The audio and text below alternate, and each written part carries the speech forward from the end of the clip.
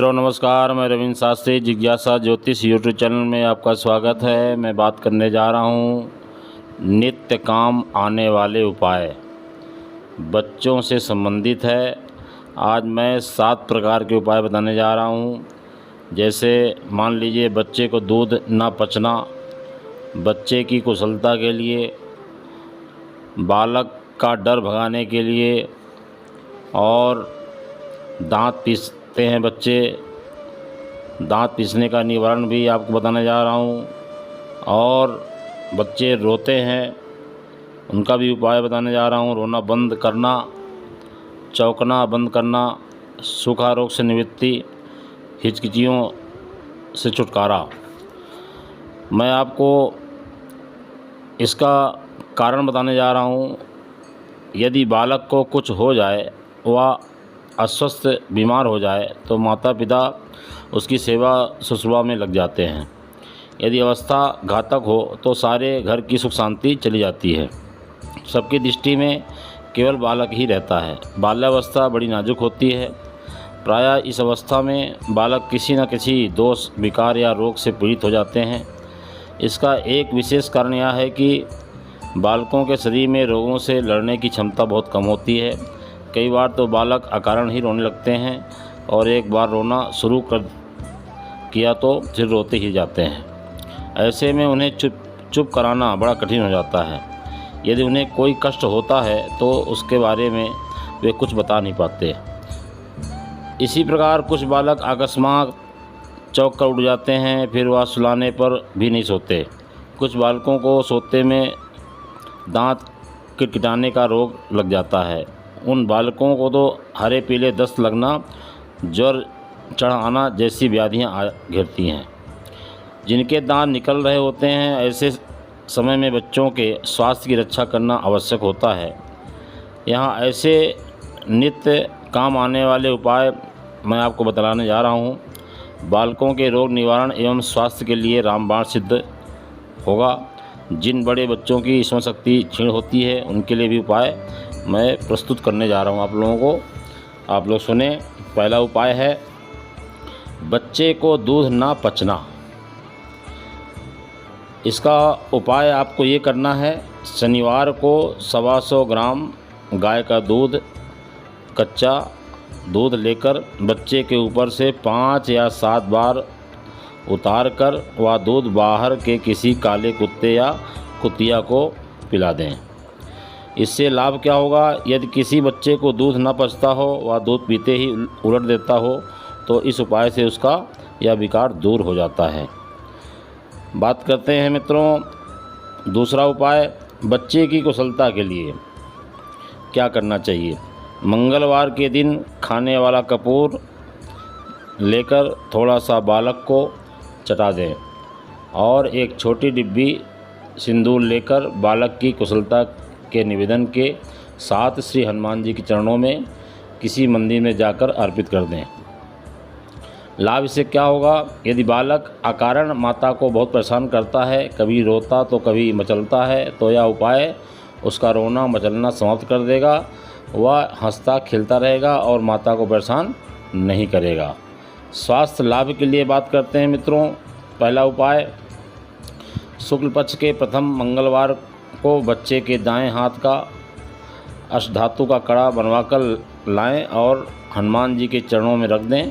शनिवार को हनुमान जी के दाएं चरण का सिंदूर कड़े पर लगाकर बच्चे के हाथ में पहना दें। इससे लाभ, जो बालक जल्दी अस्वस्थ हो जाता है, रोगग्रस्त हो जाता है, इस उपाय से वह सदा स्वस्थ रहेगा। दूसरा उपाय भी इसी में है।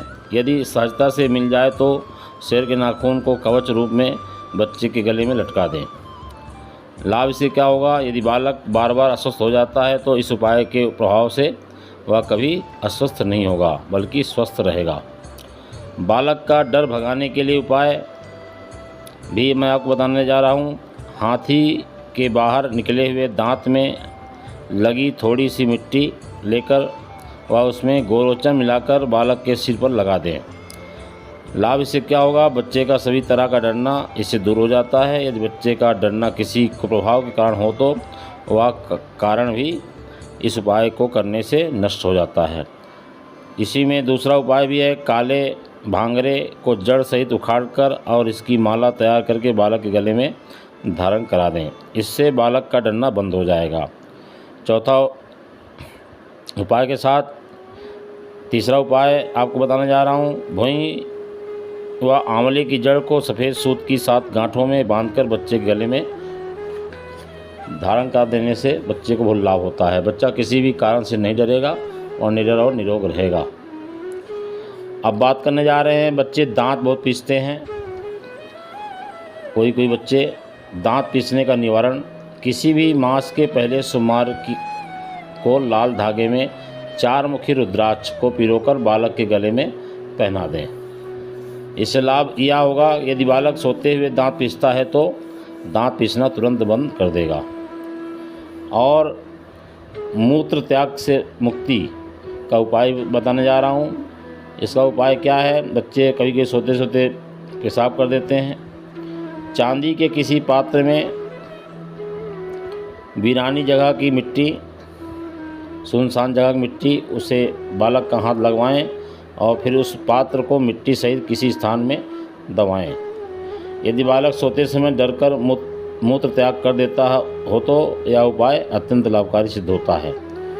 दूसरा उपाय इसमें भी है, मंगलवार की रात्रि में हनुमान जी के चित्र या मूर्ति के समक्ष गुलाब की 11 अगरबत्तियाँ तथा सफ़ेद चंदन की 11 अगरबत्तियाँ जलाकर रखें और हनुमान चालीसा पाठ करें। प्रातः काल सारी भभूत एक भोजपत्र पर एकत्र करके उसमें गंगा जल मिलाकर लेप तैयार करें और बच्चे के नाभि क्षेत्र में हल्के हाथ से लगा दें। इस प्रकार एक दिन छोड़कर यह क्रिया 1 सप्ताह तक करें। इस उपाय से बच्चा बिस्तर पर मूत्र त्याग करना बंद कर देगा। और बच्चों को सूखा रोग भी होता है तो इसका उपाय आपको करना है, धोबी की भट्ठी से 1 लोटा पानी लाकर बिना कहे चुपचाप लेना, उसमें सादा पानी मिलाकर बच्चे को स्नान कराएं। सूखा रोग का आरंभ हुआ हो तो इस उपाय से रोग आगे नहीं बढ़ता, वहीं समाप्त हो जाता है। दूसरा उपाय इसमें भी है, रात में 12 बजे के लगभग चमेली के वृक्ष के नीचे सर्दी में गुनगुने जल और गर्मियों में शीतल जल से बच्चों को स्नान करा दें। सूखा रोग की निवृत्ति होकर बच्चा स्वस्थ हो जाता है।